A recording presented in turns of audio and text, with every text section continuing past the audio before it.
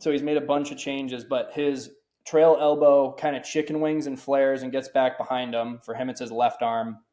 And then on the way down, then he gets jammed up and stuck, and you'll kind of notice his body has to slow down and dip back, and his hands have to catch up.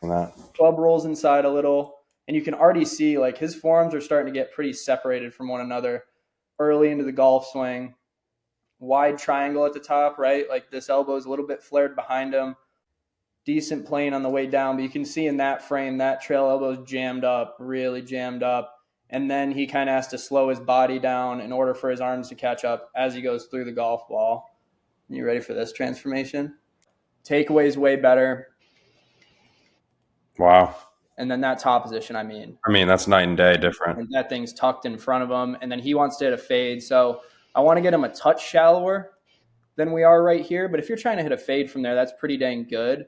And then you'll be able to notice he gets through the ball a ton better, in my opinion, because the arm is there in front of him as he goes through the ball. The bottom one, again, is before, right? So you can see once we get to the top, that arm is already kind of getting up. Like you can see a lot of that trail arm. And then kind of crunches down into it, and you can see it's already jammed up behind his body there, jammed up. And then his body's got to slow down. You see him kind of tip back and a little bit of flip there. Yes. Right?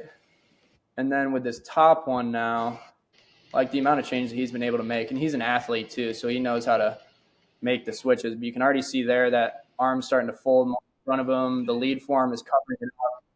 Yeah, and now there's no gap there. I mean, that's tour player level, in my opinion.